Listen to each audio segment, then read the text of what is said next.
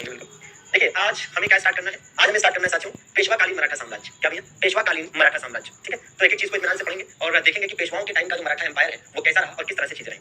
सबसे पहले तो आपको ये बताना है कि पेशवाओं का जो क्रम है, जो पेशवा रहे, जैसे पहले पेशवा जो थे वो कौन थे? बालाजी विश्वनाथ। ठीक है, आप यहाँ पर देख सकते हैं, मेंशन भी है। ठीक है, और बालाजी विश्वनाथ ये साथियों पहले शक्तिशाली पेशवा हुए। अगर हम पेशवाकालीन मराठा साम्राज्य की बात करते हैं दोस्तों, अगर हम मराठा पेशवाकालीन मराठा साम्राज्य की बात करते हैं, जैसे हमने आपको स्टार्टिंग में बता दिया था, देखो मराठा एम्पायर दो पार्ट में बटा हुआ है, एक छत्रपतिकालीन मराठा साम्राज्य और दूसरा पेशवाकालीन मराठा साम्राज्य। मतलब एक वो मराठा साम्राज्य जो छत्रपतियों के टाइम का है और दूसरा वो मराठा साम्राज्य जो पेशवाओं के टाइम का है। ठीक है ना, एकदम क्लियर है। तो छत्रपतियों के टाइम में आपने क्या देखा भाई, छत्रपति शिवाजी महाराज राज्य से लेकर राजा राम द्वितीय तक। ठीक है, आपने छत्रपतियों के टाइम पे देखा कि किस प्रकार से और कैसा मराठा एम्पायर था। ठीक है, अब आप देखने जा रहे हैं कि पेशवाओं के टाइम पर भाई जब छत्रपतियों का प्रभाव कम हो गया, ठीक है, तो छत्रपति जब मतलब एक तरह से नाम मात्र के शासक रह गए, तो पेशवाओं का जो पेशवा हुए वो शक्तिशाली हुए और पेशवाकालीन मराठा साम्राज्य की बात करने जा रहे हैं। ठीक है ना, हाँ जी, तो देख लिया भैया। ठीक है ना, अच्छा अब इसमें है क्या कि बालाजी विश्वनाथ साथियों पहले शक्तिशाली पेशवा हुए। ठीक है, ये पहले शक्तिशाली पेशवा हुए। ठीक है, ये क्या हुए भैया? ये पहले शक्तिशाली पेशवा है। ठीक है, ये पहले शक्तिशाली पेशवा है। दूसरे नंबर पर कौन आएगा साथियों? दूसरे नंबर पर आएंगे इन्हीं के पुत्र बाजीराव प्रथम। ठीक है, इन्हीं के पुत्र बाजीराव प्रथम। फिर तीसरे नंबर पर आएंगे साथियों इन्हीं के पुत्र बालाजी बाजीराव। ठीक है, इन्हीं के पुत्र बालाजी बाजीराव। अब याद करने की ट्रिक भी आपको बता देते हैं। फिर चौथे नंबर पर कौन आएंगे साथियों? बालाजी बाजीराव के पुत्र, जिनका नाम है क्या? जिनका नाम है साथियों माधवराव। ठीक है, और उसके बाद फिर पांचवें नंबर पर आएंगे माधवराव के भाई अर्थात बालाजी बाजीराव के पुत्र, जिनका नाम क्या है? जिनका नाम है नारायण राव। क्या नाम है? नारायण राव। क्या नाम है इनका? नारायण राव नाम है इनका। ठीक है, इसके बाद कौन आएगा साथियों? इसके बाद आएंगे नारायण राव के पुत्र, जिनका नाम है क्या? जिनका नाम है साथियों माधव नारायण राव। माधव नारायण राव। ठीक है, और इसके बाद फिर कौन आएंगे साथियों? इसके बाद आएंगे, ठीक है, सातवें नंबर पर कौन? सातवें नंबर पर इसके बाद कौन आने वाला है? 75 से लेकर आगे जो कंटिन्यू होने वाले हैं। ठीक है, 1774 से 75। ठीक है, हाँ जी, तो एक गड़बड़ हुआ है 61, 40, 61, 61 से 72, 72 से 73, 74, 75। ठीक है, तो यहाँ पर एक बीच में आते हैं माधव नारायण राव। ठीक है, माधव नारायण राव तो ठीक है, माधव नारायण राव। इसके बाद बाजीराव द्वितीय आ रहे हैं ना, बीच में एक मिस क्यों हो रहा है? अच्छा ठीक है, कितने हो गए? 1 2 3 4 5 6 7 है ना? अच्छा अच्छा अच्छा, हाँ मिस इसलिए हो रहा है क्योंकि यहाँ पर टाइम पीरियड गलत मेंशन कर दिया है। ठीक है, तो ये 7 ना होकर ये क्या होगा? ये 9 होगा। ठीक है, ये क्या होगा? ये 9 होगा भैया। ठीक है, तो यहाँ पर 9 लिख दिया जाए। क्या लिख दिया जाए? 9 लिख दिया जाए। ठीक है, क्या भैया? ठीक है, ठीक है 9। ठीक है, मतलब 74 से 95 तक। और उसके बाद कौन आएंगे भैया? उसके बाद आएंगे 7वें नंबर पर बाजीराव द्वितीय। और बाजीराव द्वितीय कौन है? तो आप देख सकते हैं रघुराम राव के पुत्र हैं। देखिए बहुत जरूरी नहीं है, ठीक है ना, बहुत जरूरी नहीं है कि आप ये याद करें कि कौन किसका बेटा था। ठीक है, कौन किसका बेटा था ऐसा जरूरी नहीं है कि आप याद करें, आप केवल सीक्वेंस याद कर लीजिए। ठीक है, बाकी ऐसा कोई क्वेश्चन पूछे जाने की संभावना कम है। ठीक है, या रेयर ऑफ रेयरेस्ट है। ठीक है, कि आपसे पूछे कि कौन किसका पुत्र था, लेकिन ये है कि आपको सीक्वेंस याद करना चाहिए, आपको ईयर याद कर लेना चाहिए। ठीक है ना, हाँ जी भैया। अच्छा अब देखिए भाई, ये जो नाम है, क्योंकि सारे के सारे नाम तो ऐसे लग रहे हैं कि है कि नहीं, सारे के सारे नाम आपको एक ही जैसे लग रहे हैं, तो याद करने में थोड़ी समस्या होती है। हालांकि इस समस्या का निवारण है हमारे पास। चलिए प्रयास करते हैं कि आपको हम एक ट्रिक के माध्यम से बता सकें। बाकी यहाँ से आप समझ गए होंगे कि सीक्वेंस क्या है। अब आपको बहुत ज्यादा नहीं याद होता है तो आप कम से कम ये तो याद ही करेंगे कि first powerful Peshwa, first powerful Peshwa, क्योंकि ऐसा ही क्वेश्चन तो पेपर में आता है। ठीक है, आपसे पूछ लेगा कि पहले शक्तिशाली पेशवा कौन थे? पहले शक्तिशाली पेशवा। ठीक है, ये नहीं पूछेगा पहला पेशवा, तो नहीं पूछेगा। मुझे लगता है जब भी पूछता है पहला शक्तिशाली पेशवा ही पूछता है। ठीक है, मतलब first powerful Peshwa, first powerful Peshwa. ठीक है, तो यही आप याद करें, फर्स्ट पावरफुल पेशवा। ठीक है, तो पहले पावरफुल जो पेशवा हुए वो कौन हुए? बालाजी विश्वनाथ। और लास्ट पेशवा कौन हो गया? तो लास्ट पेशवा जो आप जाके देख सकते हैं बाजीराव द्वितीय हुए। कौन हुए? बाजीराव द्वितीय। ठीक है, बाजीराव द्वितीय साथियों। ठीक है ना, अच्छा भाई ठीक। अब इसमें है क्या कि इसको याद करने के लिए मैं आपको ट्रिक बता रहा हूँ, ये आपके ज्यादा काम की है। ठीक है, क्या ट्रिक है भैया? और ये दुनिया की बहुत एकदम अलग ही और नायाब ट्रिक है। ठीक है, क्यों ऐसा कह रहा हूँ देखिए, बालाजी बाजीराव ने माधव नारायण राव को ठीक है बाजी दी। ये ट्रिक है, और ये ट्रिक नायाब क्यों है थोड़ी देर में आपको समझ में आ जाएगा। ठीक है, क्या ट्रिक है भैया? ट्रिक है कि बालाजी बाजीराव ने माधव नारायण राव को बाजी दी। ठीक है, एकदम आराम से। ठीक है, क्या ट्रिक है कि बालाजी बाजीराव ने माधव नारायण राव को बाजी दी। ठीक है, बालाजी बाजीराव ने माधव नारायण राव को बाजी दी। ठीक है, अच्छा अब इस ट्रिक को कैसे डिकोड किया जाए? तो सबसे पहले समझिए, ये देखिए लिखा बालाजी। ठीक है, तो बालाजी से क्या हो जाएगा? बालाजी से हो जाएगा बालाजी विश्वनाथ। बालाजी से क्या हो जाएगा? बालाजी से हो जाएगा बालाजी विश्वनाथ। क्लियर है? बालाजी विश्वनाथ। ठीक है, बालाजी विश्वनाथ। ठीक है, इसके बाद आगे देखिए क्या लिखा है? बाजीराव। तो बाजीराव से क्या हो जाएगा? बाजीराव से हो जाएगा बाजीराव प्रथम। क्या हो जाएगा? बाजीराव प्रथम। ये ठीक है, देखिए बालाजी से हो गया बालाजी विश्वनाथ, बाजीराव से हो गया बाजीराव प्रथम। अब इन दोनों को मिला लीजिए। ठीक है, इन दोनों को मिला लीजिए और इन दोनों को मिला लेने से क्या बनेगा? इन दोनों को साथ मिला लेने से क्या बनेगा? तो इन दोनों को मिला लेने से बनेगा बालाजी बाजीराव। पूरा लिख लीजिए, बालाजी बाजीराव। इसलिए मैंने कहा कि ये बहुत नायाब है, अलग ही लेवल की है, बालाजी बाजीराव। ठीक है, बालाजी बाजीराव। ठीक, इसी प्रकार से थोड़ा आगे बढ़िए, इसी प्रकार से थोड़ा आगे बढ़िए। ठीक है, तो आपको कौन मिलेगा भैया? माधवराव। देखिए यहाँ पर क्या लिखा? माधव। तो माधव से क्या हो जाएगा? माधव लिखा है तो माधव से हो जाएगा माधव। क्या हो जाएगा? माधव राव। ठीक है, माधव राव हो जाएगा। ठीक, इसी प्रकार से यहाँ देखिए क्या लिखा है? नारायण राव। तो क्या लिख लीजिए पूरा का पूरा? नारायण राव। लिख लिया? नारायण राव। सिंपल। ठीक है, अब इन दोनों को ले लीजिए अगले राउंड में, इन दोनों को ले लीजिए भाई। ठीक है, अब ये दोनों हो गए, तो जब दोनों हो जाएंगे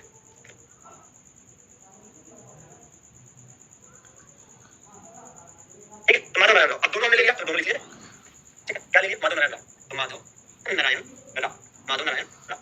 ठीक है, माधव नारायण राव। सिंपल, माधव नारायण राव। ठीक, और फिर देखिए आगे क्या लिखा है? ये देखिए बाजी और फिर डी, तो दोनों को मिलाइए भैया। बाजी और फिर क्या लिखा? डी। तो बाजी से क्या हो जाएगा? बाजीराव। बाजी से क्या हो जाएगा? बाजीराव। डी से क्या हो जाएगा? द्वितीय। बाजी से बाजीराव और डी से द्वितीय। ठीक है, तो आप देखिए कितनी शानदार ट्रिक है। इसलिए मैं कह रहा था कि ये दुनिया की सबसे नायाब ट्रिक है। ठीक है, ये दुनिया की सबसे नायाब ट्रिक है और मेरे जीवन में हमने जितनी भी ट्रिक्स इजाद करी आपको बताते हैं उसमें से सबसे अलग लेवल की ट्रिक है। सही बताऊं तो मैं बहुत बार परेशान हुआ था जब मुझे पेशवाओं का क्रम याद करना था, तो मैं बहुत बार परेशान हुआ, मुझे कुछ भी नहीं याद हो रहा था। फिर मुझे लगा कि क्या जुगाड़ लगाऊं, क्या जुगाड़ लगाऊं, तो लगाते लगाते कितना जुगाड़ लगाया, मतलब बहुत जुगाड़ लगाने की कोशिश करी, कोई ट्रिक बनी नहीं। तो फिर ये वाली ट्रिक बनी। ठीक है। हाँ जी, तो भैया देखिए सिंपल है कि बालाजी बाजीराव ने माधव नारायण राव को बाजी दी। आपको केवल 2 बार इस ट्रिक की प्रैक्टिस करनी है कि बालाजी से बालाजी विश्वनाथ, बाजीराव से बाजीराव खत्म, फिर दोनों मिला लेंगे और बन जाएगा बालाजी बाजी। फिर आगे बढ़ेंगे माधव से माधव राव, ठीक है, नारायण राव से पूरा का पूरा नारायण राव, फिर दोनों मिला लेंगे तो माधव नारायण राव, और लास्ट में बाजी दी से बाजी राव तो दी। ठीक है, देखिए इसमें हम नंबरिंग भी कर रहे हैं। ये पहले है, ये दूसरे है, ये तीसरे, ये चौथे है, ये पांचवें और ये छठे और ये सातवें। ठीक है, तो ये सिंपल सी ट्रिक हो गया। ठीक है, अच्छा भाई अब ये हो गया। अब इसके बाद थोड़ा आगे बढ़ते हैं, और चीजों को समझते हैं। ये आप देख सकते हैं कि अगर जैसे आप चीजें जब पढ़ते हैं मराठों के बारे में तो थोड़ा सा डाउट जो होता है, ठीक है, उसके लिए एक मैप भी है आपके पास। ठीक है, जैसे मराठों का पेशवाकालीन मराठा साम्राज्य की अगर बात करें, पेशवाकालीन मराठा साम्राज्य की अगर बात करें तो आप देख सकते हैं कि मराठों का जो एम्पायर है, ठीक है, वो कहां तक फैला हुआ है। ठीक है, जो मराठों का एम्पायर है इधर लाहौर को टच कर रहा है, इधर मुल्तान को टच कर रहा है, इधर सिंध को टच कर रहा है, इधर गुजरात को छोड़ दीजिए, गुजरात नहीं था, गुजरात मुगलों के पास था, और ये इधर देखिए मैसूर को टच कर रहा है, इधर निजाम का क्षेत्र है उसको टच कर रहा है। ठीक है, और इधर आप देखेंगे तो बंगाल है, बंगाल में स्वतंत्र राज्य था, इधर अवध का स्वतंत्र राज्य था। ठीक है ना, तो ये था, तो ये क्या है भैया, ये है मराठा एम्पायर, ये है मराठा एम्पायर। ठीक है, हाँ जी, ये हो गया आपका मराठा एम्पायर। ठीक है, तो ये हो गया, ठीक है, तो ये हो गया आपका मराठा एम्पायर। अब इससे एक आइडिया ये भी लग रहा है ना कि मराठों की दुश्मनी इधर किसके साथ है, निजाम के साथ है, इधर किसके साथ है, मैसूर के साथ है, इधर किसके साथ है, बंगाल के साथ है, इधर अवध के साथ भी दुश्मनी है, इधर लाहौर वाला जो क्षेत्र है उस पर अफगानी लोग जो है वो अपना दावा ठोक रहे हैं। ठीक है, और ये वाला मुल्तान वाला भी एरिया वही अफगानियों के पास भी है, सिंध वाला भी उन्हीं के पास है। तो मतलब इधर इधर आप देखेंगे तो भैया तीन तरफा जो है वो अफगानियों से है मामला, 36 का आंकड़ा, इधर अवध से, इधर बंगाल से, इधर निजाम से, इधर मैसूर से, मतलब चारों तरफ से जो मराठे हैं वो एक तरफ से। ठीक है ना, हाँ, चारों तरफ से जो है कुल मिलाकर मराठों से क्या है, मराठों की दुश्मनी है। ठीक है, अजी भैया, ठीक, अच्छा, मध्य प्रदेश में पूरा फैला है। अच्छा भैया, ठीक है, अब एक नजर यहाँ पे डालिए, एक नजर इस पर भी डालिए, और ये चीज ये जो है मैप ये आपका काफी कंसेप्ट क्लियर करेगा। देखिएगा किस मामले में है, क्या मामला। यहाँ पे हम ये जानते हैं कि भैया मराठा साम्राज्य आगे चलकर बट गया था। मराठा साम्राज्य का जब विभाजन हुआ, ठीक है, मराठा साम्राज्य का विभाजन हुआ, मराठा साम्राज्य का विभाजन, ठीक है, मराठा साम्राज्य का विभाजन, मराठा साम्राज्य का विभाजन कैसे हुआ था, है ना, किन किन क्षेत्रों में हुआ था आगे चलकर। ठीक है, तो मराठा साम्राज्य की अगर बात करते हैं, ठीक है ना, हाँ बिल्कुल बिल्कुल, मराठा साम्राज्य के विभाजन की बात करें साथियों तो एक्चुअली में मराठा राज्य के अंतर्गत जो प्रमुख सरदार थे, ठीक है, इन्हीं के नेतृत्व में छोटे छोटे खंड अलग हुए। ठीक है, जो सरदार थे, ठीक है, जैसे क्या है कि मराठा राज्य के अंतर्गत काम करने वाले जो विभिन्न अधिकारी थे, उन अधिकारियों में से कुछ प्रमुख सरदार थे जो सेना को लीड करते थे अलग अलग क्षेत्रों में, तो उन्हीं में से जो कुछ शक्तिशाली थे उन्होंने अलग अलग क्षेत्रों में क्या किया, अपने राज्य को स्थापित किया। ठीक है, अपना अपना छोटा छोटा राज्य स्थापित किया, और इन सबको मिलाकर बनता था जो संघ, उसी को कहा जाता था मराठा संघ। मतलब एक्चुअली में आप ये देखने जा रहे हैं कि मराठा संघ जो था उसमें कौन कौन सा, क्या आप देखने जा रहे हैं, मराठा संघ आप देखने जा रहे हैं कि मराठा संघ के अंतर्गत कौन कौन से राज्य आते थे। ठीक है, मराठा संघ के राज्य, क्या आप देख रहे हैं, मराठा संघ के राज्य। ठीक है, तो देखेंगे मराठा संघ के राज्य। ठीक है, मराठा संघ के राज्य, मराठा संघ के राज्यों सबसे पहले मैं लिखना चाहूंगा क्या, सिंधिया। ठीक है, सबसे पहले पेशवा से शुरू करते हैं, पेशवा। ठीक है, सबसे पहले पेशवा से शुरू, इसके बाद आप सिंधिया लिख लीजिए। ठीक है, इसके बाद सिंधिया लिख लीजिए। ठीक है, इसके बाद और नीचे आइए तो भैया गायकवाड़ लिख लीजिए, गायकवाड़। ठीक है, और नीचे आइए होलकर। ठीक है, ठीक है, और भोसले। ठीक है, भोसले। ठीक है, तो भैया पेशवा, भोसले, होलकर, गायकवाड़ और सिंधिया। ठीक है, हाँ जी, ये पांच। ठीक है, और इन पांचों को मिलाकर जो बनता था उसी को क्या कहा जाता था भैया, ये पांचों को मिलाकर जो बनता था उसी को कहते थे मराठा संघ। ठीक है भैया, ठीक, भोसले, थोड़ा नीचे लिखिए। ठीक है, देखिए भैया अब इसमें है क्या, जैसे एक एक करके चीजों को लेकर चले। पेशवा, तो पेशवाओं का जैसे क्षेत्र पूछता है ना, तो पेशवा का क्षेत्र क्या था, सिंधिया का क्षेत्र क्या था, ठीक है, तो किस क्षेत्र में ये थे। ठीक है, सिंधिया का क्षेत्र क्या था, का क्षेत्र क्या था। ठीक है, जो गायकवाड़ थे इनका क्षेत्र क्या था, और इसी प्रकार से भाई होलकर का क्षेत्र क्या था, है ना, इसी प्रकार से देखेंगे भाई भोसले का क्षेत्र क्या था। ठीक है, जो भोसले थे इनका क्षेत्र क्या था। ठीक है, हाँ जी, देखिए तो क्षेत्र की अगर हम बात करते हैं तो पेशवा जो थे, पेशवा कहां पर थे, पेशवाओं की राजधानी थी पुणे। ये पूछा गया क्वेश्चन है, क्या पुणे, पेशवाओं की राजधानी क्या थी भैया, पुणे, पेशवाओं की राजधानी क्या थी, पुणे थी। ठीक है, तो बिल्कुल याद करेंगे राजधानी मतलब कैपिटल। सिंधियाओं की बात करें तो सिंधिया जो थे ये कहां पर थे भैया, ये ग्वालियर वाले क्षेत्र में थे। कहां पर थे, ग्वालियर वाले क्षेत्र। गायकवाड़ की अगर बात करें तो इनका एरिया, ठीक है, क्या था भैया, साउथ गुजरात, साउथ गुजरात का इनका एरिया था मुख्य रूप से, साउथ गुजरात, साउथ गुजरात वाला क्षेत्र था इनका। ठीक है, साउथ गुजरात या यूं कह लीजिए कि बड़ोदरा, साउथ गुजरात का क्षेत्र था, और साउथ गुजरात में ये बड़ोदरा वाले क्षेत्र में मुख्य रूप से शासन करते थे। और बड़ोदरा आज के डेट में उस समय बड़ौदा कहते थे। ठीक है, तो बड़ोदरा या बड़ोदरा, ठीक है, या साउथ गुजरात कह सकते हैं आप इसे। ठीक है, और होलकर की अगर बात करते हैं तो होलकर जो हुआ करते थे, ठीक है ना, हाँ, जो होलकर हुआ करते थे, ठीक है, जो होलकर हुआ करते थे इनका जो क्षेत्र था वो क्या था भैया, होलकर लोगों का जो क्षेत्र था ये इंदौर था। ठीक है, कौन सा भैया, इंदौर। याद करिए इंदौर की एक रानी आप सुनते हैं, रानी, हाँ, ठीक है ना, चलिए भोसले की अगर बात करें तो भोसले भैया, भोसले का जो क्षेत्र था ये आपका नागपुर और उसके आसपास का इलाका था। ठीक है, नागपुर और उसके आसपास का इलाका था। ठीक है ना, हाँ जी, तो ये आप देख सकते हैं यहाँ से। ठीक है ना, ठीक, अब इसमें, ठीक है, जैसे इसमें अगर हम ये देख लें तो भाई साथ में जैसे पुणे वाला क्षेत्र है तो ये महाराष्ट्र में पड़ता है, ग्वालियर वाला क्षेत्र है ये मध्य प्रदेश में पड़ता है। ठीक है, मध्य प्रदेश में पड़ता है, मध्य प्रदेश में ही इंदौर भी पड़ता है।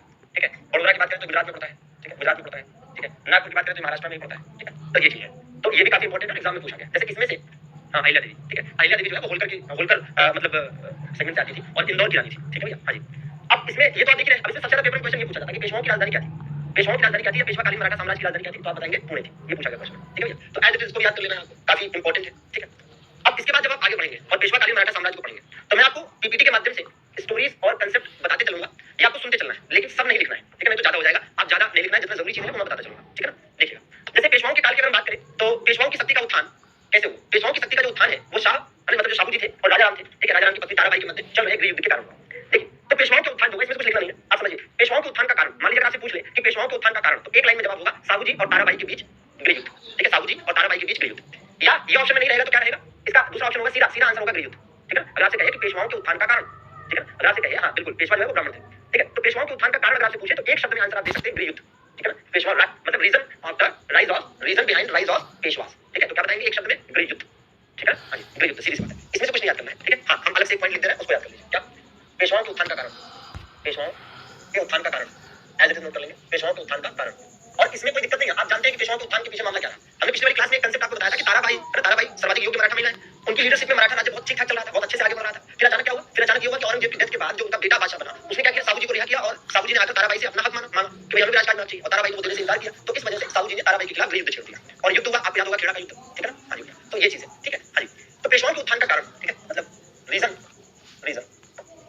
Rise of Peshwa, rise of Peshwa, ठीक है, reason behind rise of Peshwa. तो पेशवाओं के उत्थान का कारण, ठीक है, ज्यादा इसमें कुछ नहीं लिखना, सीधी सी बात है। एक लाइन में आप लिख सकते हैं गृह युद्ध, क्या लिख सकते हैं? गृह युद्ध, ठीक है। और दूसरा आप लिखना चाहे तो क्या लिख सकते हैं? दूसरा आप लिख सकते हैं ताराबाई व शाहू जी के बीच संघर्ष, साहू जी के बीच संघर्ष, ठीक है, बीच संघर्ष या युद्ध, या क्या कह सकते हैं? संघर्ष या युद्ध या विवाद, ठीक है ना। हाँ जी, मतलब कह सकते हैं कि struggle between, as it is याद करना है,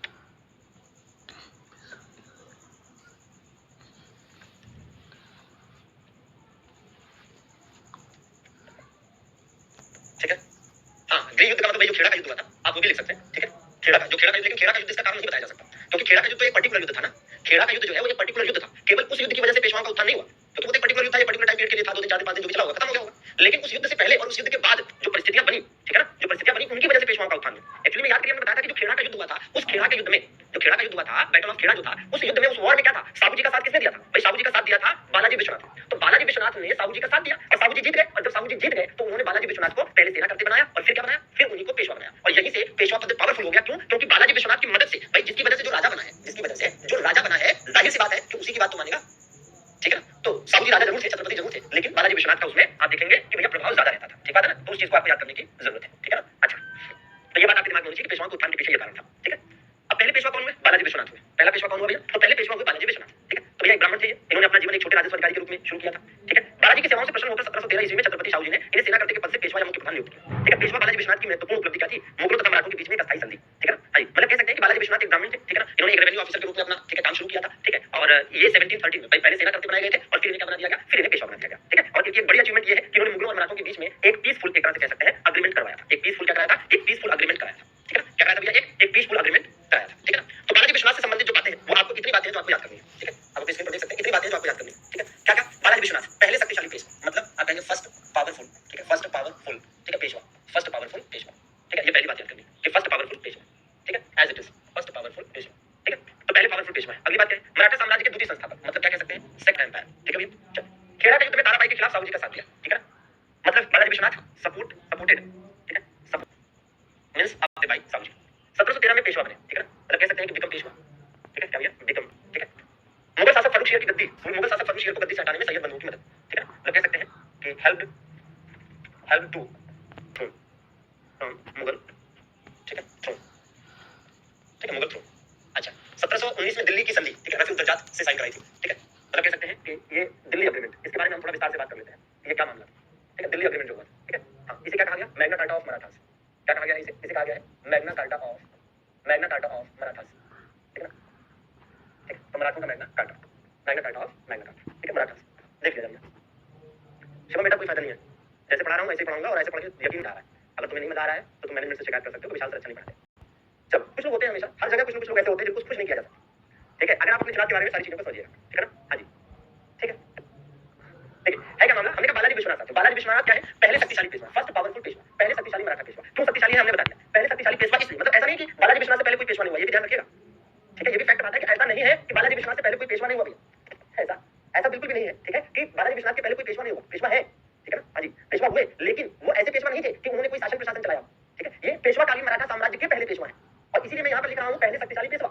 ये भी तो लिख सकता था कि पहले पेशवा, समझ रहे हैं? ये भी तो लिख सकता था कि पहले पेशवा है, नहीं, ये पहले पेशवा नहीं है, फर्स्ट पावरफुल पेशवा है, पहले शक्तिशाली पेशवा है, ठीक है। क्यों शक्तिशाली है? क्योंकि कि इनकी मदद से जो व्यक्ति युद्ध जीता और छत्रपति बना, उसने साथियों, है ना, जाहिर सी बात है कि इनको बहुत सारी शक्तियां थी, पावर थी, इन्हें पहले सेना करते बनाया, पहले इनको सेना करते बनाया। आप देख सकते हैं यहाँ पर कि भैया पहले इन्हें सेना करते अपॉइंट किया और फिर आगे चलकर इनको पेशवा बना दिया। तो इनके हाथ में शक्तियां थी और इनके हाथ में शक्तियां इसलिए भी आई क्योंकि इन्होंने मुगलों से, ठीक है, मुगलों से इस बात का, ठीक है, एक तरह से अग्रीमेंट कराया कि मान्यता दो कि हमारा मराठा राज्य भी एक राज्य है, हमारे साहू जी महाराज भी एक छत्रपति है। इन्होंने मुगलों को मजबूर किया कि एक अग्रीमेंट करो और बाकायदा रिटर्न में ये एक्सेप्ट करो that Maratha empire also exist in this country. जैसे आप ऐसे समझिए कि जैसे याद करिए, आपने कभी पढ़ा होगा कि बांग्लादेश बना तो उसे किसने किसने मान्यता दी? पहले भारत ने मान्यता दी, नेपाल ने मान्यता दी, भूटान ने मान्यता दी, या फिर दुनिया में कोई भी देश बनता है तो उसे मान्यता लेनी पड़ती है ना अलग-अलग देशों से। जैसे आज भी देखिए तो इजराइल एक देश है, आज भी बहुत सारे ऐसे देश हैं जो इजराइल को एक देश के रूप में मान्यता नहीं देते हैं, ठीक है ना। तो इस तरीके से जो बालाजी विश्वनाथ हैं, इन्होंने मुगलों को मजबूर किया और दिल्ली की संधि के माध्यम से मुगलों ने यह स्वीकार किया कि मराठा राज्य भी एक राज्य है और साहू जी एक छत्रपति है, एक राजा है, ठीक है। वो कैसे किया हम आगे बता रहे हैं अभी, ठीक है, बाकी आप समझ रहे हैं, ठीक है। अब देखिए, अब कुछ लोग जानना चाहते हैं सर पहले पेशवा कौन थे? कहीं जरूरत नहीं है, कहीं जरूरत नहीं है आपको जानने की कि पहले पेशवा कौन थे। अगर इन केस मैं बात बताऊं फैक्ट, इन केस कभी पेपर में पूछ लिया ना कि पहले पेशवा कौन थे, मैं यकीनन बता सकता हूं, यकीनन कह सकता हूं कि यही ऑप्शन मिलेगा बालाजी विश्वनाथ, और यही आंसर बताना होगा,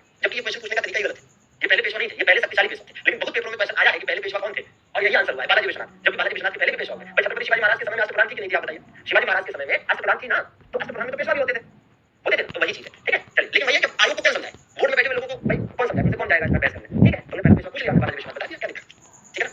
चलिए तो देखेंगे, अब देखो ये बात अब इस वाले कंसेप्ट पर हम आते हैं। इस वाले मामले में थोड़ा एंगल क्या है? इस वाले मामले में एंगल ये है कि पहले याद करिए सैयद ब्रदर्स को, ये जो सैयद बंधु देख रहे हैं, ये जो सैयद बंधु देख रहे हैं, सैयद बंधु या सैयद ब्रदर्स, तो साथियों ये जो सैयद ब्रदर्स है इनको किंग मेकर कहा जाता था। ये जो सैयद ब्रदर्स है एक्चुअली में दो भाई थे, हमने मुगल पढ़ाते समय बताया था कि भैया ये जो सैयद ब्रदर्स है, सैयद ब्रदर्स को क्या कहा जाता था साथियों? सैयद ब्रदर्स को किंग मेकर कहा जाता था। क्या कहा जाता था? इनको किंग मेकर कहा जाता था।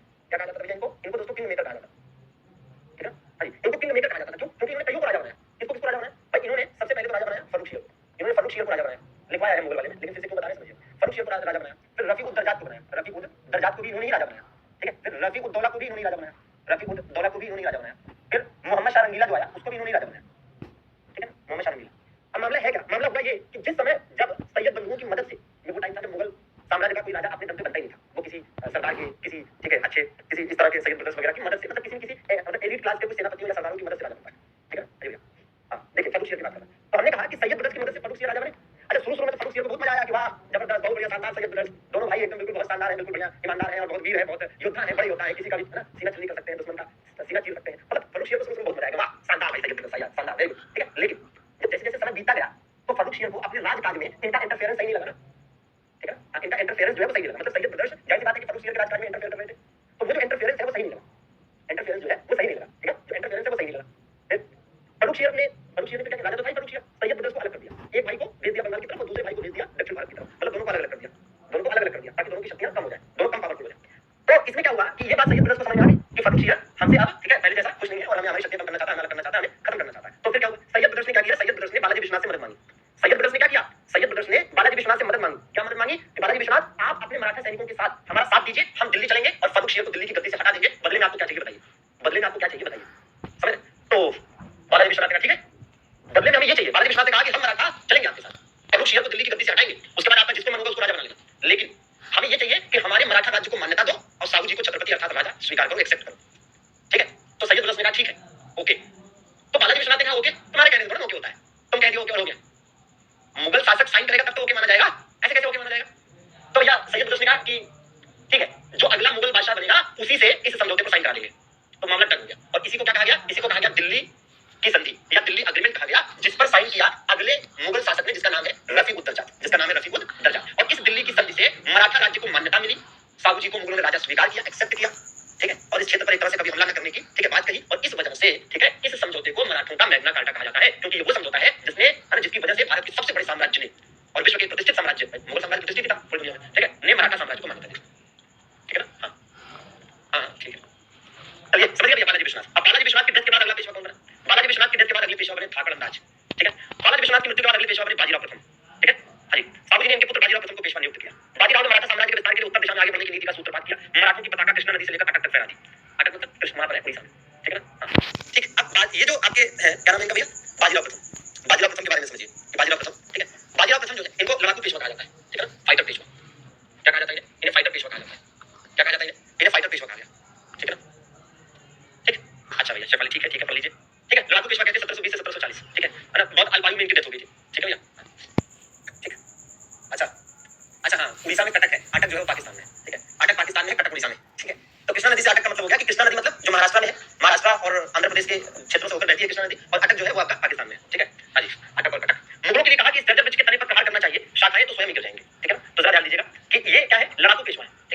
लिया लड़ाकू पेशवा है। और मुगलों के लिए इन्होंने क्या कहा, अगर हम एक कंसेप्ट को समझे किस तरह से इन्होंने चीजें करी है, ठीक है। देखिए ऐसे बाजीराव प्रथम जो है ऐसे पहले पेशवा है जो लड़ाकू पेशवा है, ऐसे पहले पेशवा जिन्होंने दिल्ली पर आक्रमण किया, ये भी लिख देते हैं, ठीक है। पहले पेशवा प्रथम पेशवा जिन्होंने दिल्ली पर आक्रमण किया, दिल्ली पर आक्रमण किया, ठीक है ना, दिल्ली पर आक्रमण किया, प्रथम पेशवा जिसने दिल्ली पर आक्रमण किया, ठीक है ना, प्रथम पेशवा जिन्होंने दिल्ली पर आक्रमण किया। अब आप ये कह सकते हैं कि सर इसके पहले आपने बालाजी विश्वनाथ बताया था, तो बालाजी विश्वनाथ ने भी तो सैयद ब्रदर्स की मदद की थी, तो वो मदद की थी ना, आक्रमण नहीं किया था खुद, वो तो केवल मदद की थी, वो तो सैनिक के रूप में बताया, ठीक है ना। हाँ ठीक ठीक।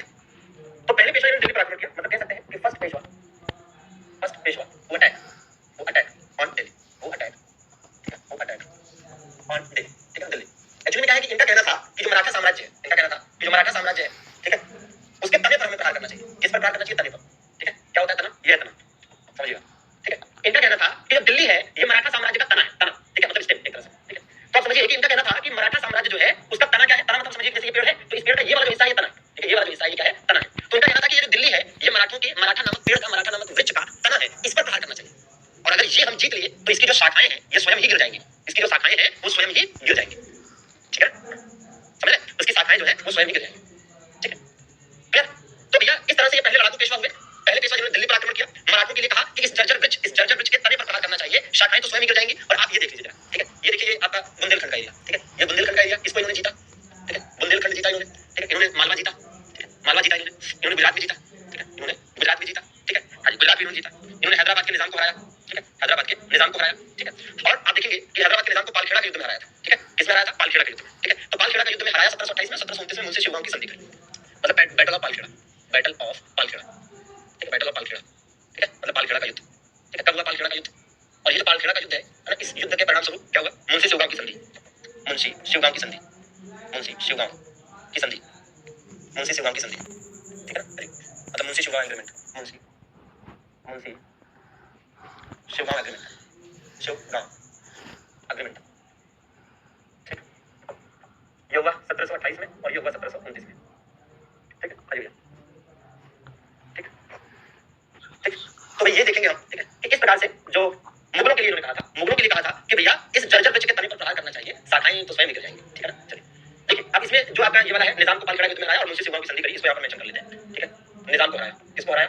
निजाम किसे कहा जाता था? तो हैदराबाद का जो शासक होता था उसे निजाम कहा जाता था, ठीक है, निजाम को हराया, किसको हराया? निजाम को हराया, ठीक है, मतलब डिफीटेड निजाम, ठीक है। मुंशी शिवगांव की संधि, ठीक है, मुंशी शिवगांव की संधि भी इसी के साथ हुई, ठीक है, निजाम के साथ, ठीक है, किसके साथ हुई थी? निजाम के साथ, ठीक है, मतलब विद निजाम, ठीक है। और पेशवा इस समय कौन है भैया? इस समय जो पेशवा है ये कौन है? ये भैया बाजीराव प्रथम, बाजीराव फर्स्ट, ठीक है। तो इनके बारे में कंसेप्ट को समझ लीजिए, ठीक है।